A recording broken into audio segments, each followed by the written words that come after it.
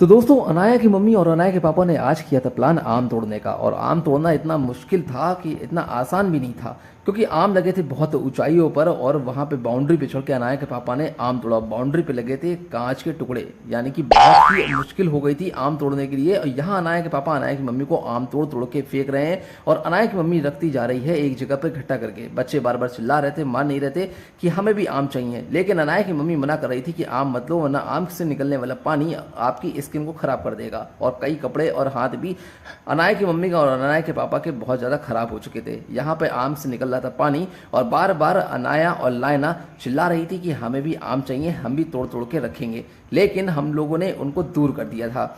यहाँ पर बहुत सारे आम इकट्ठे हो चुके हैं और अनाया की मम्मी वहाँ से तोड़ तोड़ कर वहाँ पर इकट्ठे करते जा रही थी।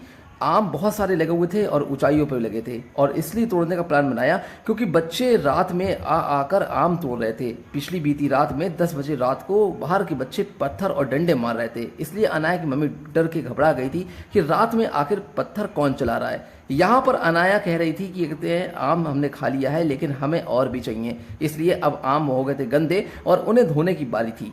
अनाया के पापा चढ़ा रहे थे अनाया को कि मैं सारे आम खाऊंगा और किसी को भी नहीं दूंगा। इतने सारे अच्छे अच्छे आम थे और वामिका भी चिल्ला रही थी, इसलिए अनाया के पापा अनाया और लायना और वामिका को चढ़ा रहे थे कि आज कोई भी आम नहीं मिलेगा और अनाया के पापा खुद ही सारे आम खा जाएंगे। अनाया के पापा कह रहे थे कि अब आम को धोने की बारी है, इसलिए बाल्टी में अनाया के पापा आम को सारे इकट्ठा कर रहे थे और उसे धोने की तैयारी चल रही थी।